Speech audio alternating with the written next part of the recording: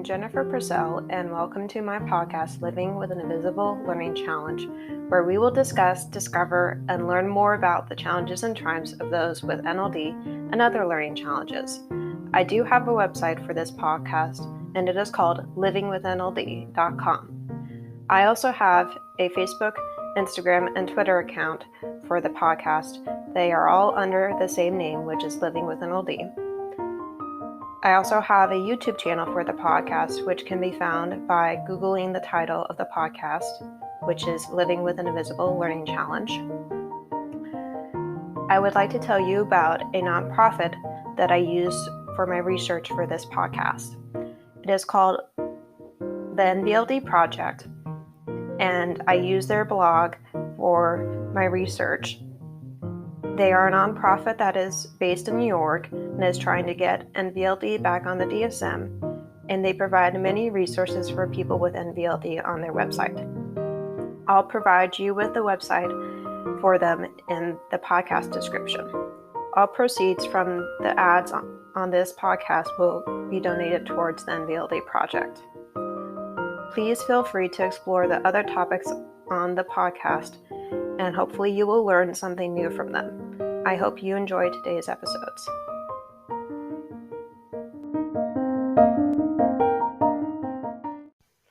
Hi, so the next Facebook chat for the podcast family members who have NLD and other learning challenges will be on December 18th, which is the third Saturday of that month, and it will be at 10 a.m. Pacific time zone, and it usually goes until 11:30 a.m. Pacific time zone. And that group is meant to be a safe space for people to talk about challenges that they may be going through because of the learning challenge that they have or other issues.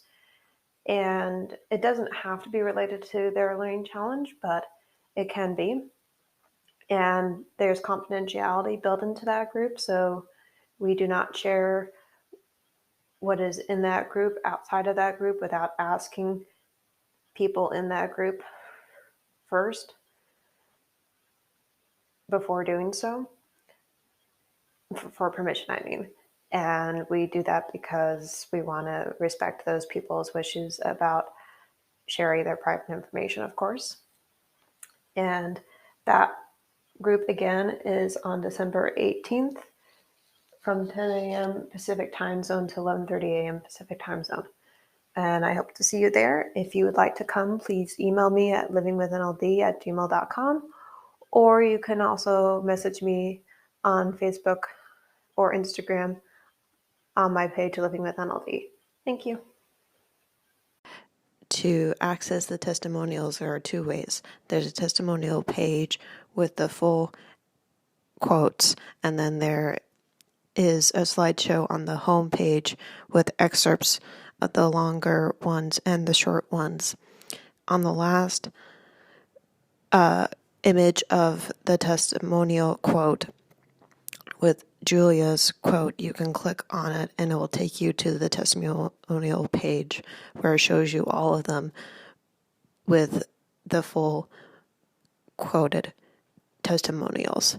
I did it that way because I wanted it to be easier to read on the home page, since some of them were a little longer than a testimonial usually is. And then I wanted to make sure that you could see the whole testimonial on the testimonial page. So I hope that makes sense. If it doesn't, you can email me at livingwithnld@gmail.com and I will try to show you how to access it. Thank you. Hope you're having a good weekend. Bye.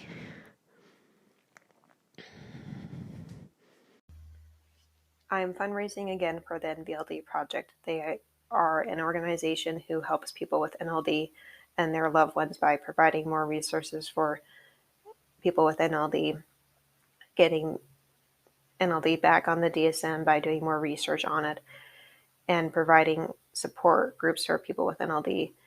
And they also work on doing more research on NLD so that there is more information out there for people to read and understand about NLD. And the fundraiser that I'm doing for them has a goal of $1,500, and so far I've raised $325. And it is on Facebook. I will provide the link for you in the podcast description so that you can go there and read more and contribute if you feel called to. And thank you to everybody who has contributed so far. I appreciate your contribution, and I look forward to seeing the results. Hi, so today we are going to be talking about NLD and slower processing speed. Do you ever have challenges with your processing speed due to NLD, or auditory speed, or your comprehension level? I know I do in all these areas. For me, oftentimes I have to pause when I'm listening to a video to take notes, especially if it's an audiobook or a movie. I also have to listen to it more slowly to absorb it more at my pace. I have to pause the TV to ask what a word means, but sometimes I can figure it out because of the context, since my vocabulary is getting better. I remember when I interviewed Chloe for this podcast that she said she had issues with processing too. She usually has to rewind things more, and sometimes I have to do this too because it's at a speed that is too fast for me, or I have to listen to it at a slower speed, which you can do with videos on YouTube. Here's an article from the NVLD Project titled "Having Slower Processing Speed Connected to NVLD" by Aline, who is, quote, "forever grateful for my secondary speech therapist, resource room, and counselor for giving me all the skills I need to cope with this deficit," end quote. Quote from the article: "One of the more common weaknesses of NLD is having a slow processing speed which lowers your pace to take in information, make sense of it, and begin to respond. It affects your auditory, motor, and visual skills, which unfortunately results in needing to take extra time to complete tasks in school and daily life. Being organized is also very difficult." End quote. When I was in college, I remember that it was hard for me to respond in class when I was asked a question. This is and was due to the fact of trying to still absorb the information that the teacher was talking about and answer their question at the same time. But sometimes I was able to answer it, or they were able to give me more time and were patient with me, so that helped too. I remember one time I was asked a question as I was leaving one of my sociology classes. I don't remember the question, but I do remember being embarrassed and put on the spot. I just wanted to use the restroom and get water. I was coming back after doing that. But I also remember doing my best to answer the question because I wanted to please my professor and try to give him what he wanted. He wanted my perspective on the topic or reading we had just finished. That's all I can retain from that. I did take advantage of my auditory accommodations of converting textbooks. That program was called Kurzweil, to audio and recording lectures,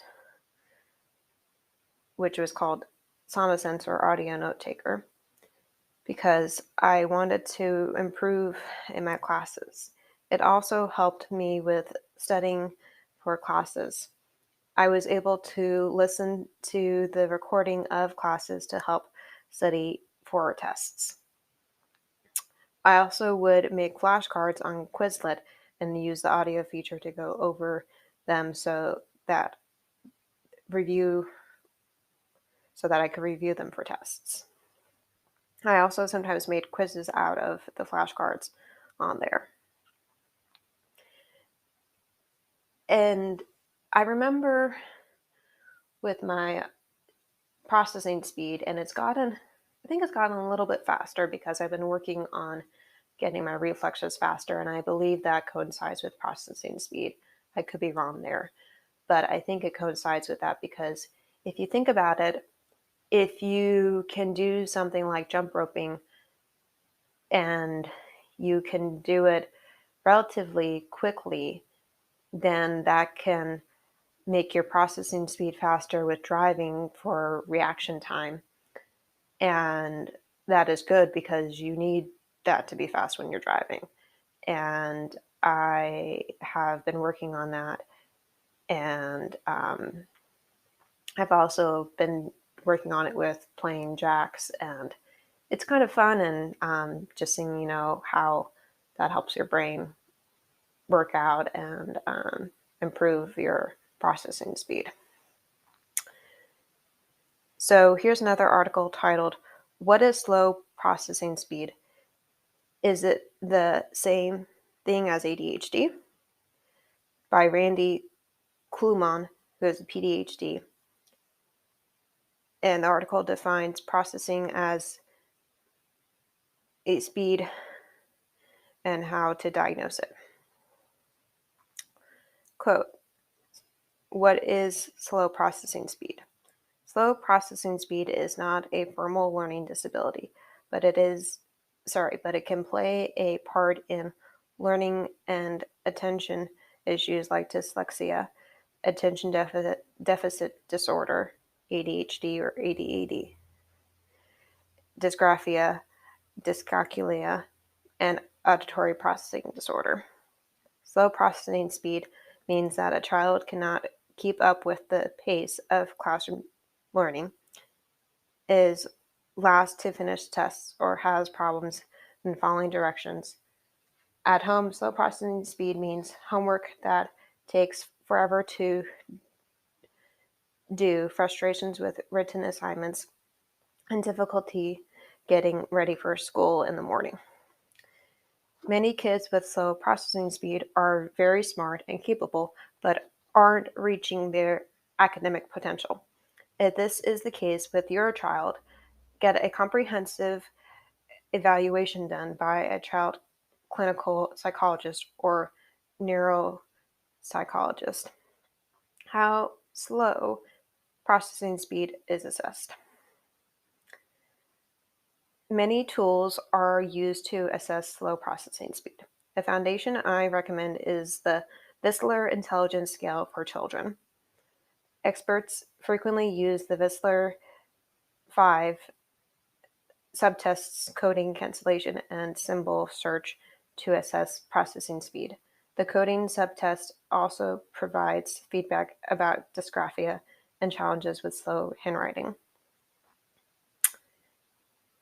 The NEPS-SY second provides a variety of measures to assess processing speed and fluency, including the speeded naming test and the word generation test.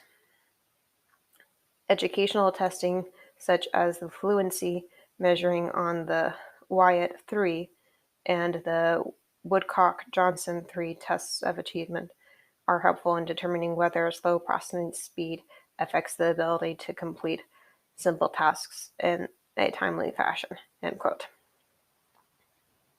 Sorry, that was a long quote, but I included the tests in there because I wanted to provide those to you to see if you might have heard of them or if that might be helpful to you if you have a child who might need them or an adult who might need them, because there are adult versions too, because I have taken those tests when I was getting diagnosed for NVLD.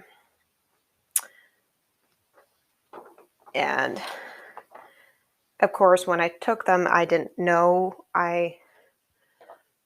had NLD, but I had a hunch and that I was different from everybody else in my family, and I was right about that. And it was a very strong hunch, and I'm glad I followed that, because ever since I have known that I had NLD, which was since I was 19, I'm 25 now, life, it hasn't been always easier, but it's been easier in a way because now I know more about myself.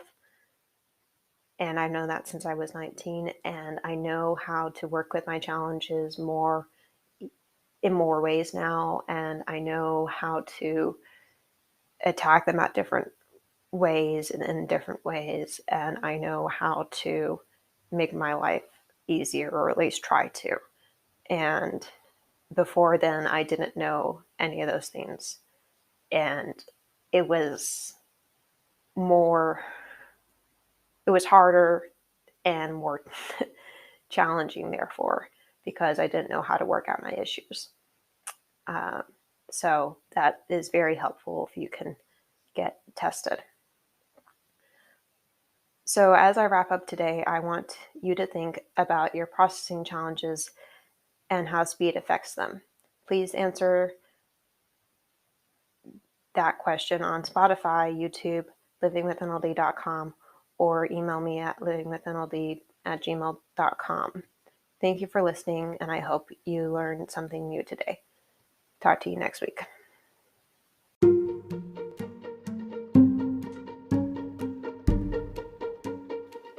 As I wrap up, there are some things I would like to share with you, my audience. Please know that just because I have a podcast doesn't mean that I'm perfect in every way and don't make mistakes. I make them every day and try to learn from them. I hope that this podcast helps you feel included, not alone, inspired, safe, and encouraged to make your life a little easier for you every day or chance you have the opportunity to. I would like to hear from you, especially if you have topics that you would like to know more about relating to NLD. I know I'm not an expert, but I do know I have the living experience of having it. Also, please email me if you would want to be interviewed on this podcast, or if you need support with something related to NLD. I'm always happy to help in any way I can. I hope you enjoyed today's episode, and I will talk to you next Friday. Bye.